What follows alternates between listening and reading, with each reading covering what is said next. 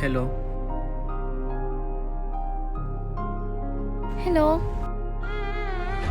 ఎలా ఉన్నావు సోను? బాగున్నా. నువ్వు? బాగున్నా సోను. పెళ్ళైందా నీకు? అయిపోయింది ధరణి. మరి నీకు?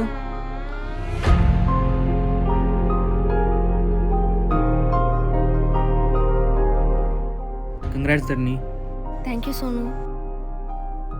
సరే, నేను వెళ్ళొస్తాను. వెళ్తాను. హా?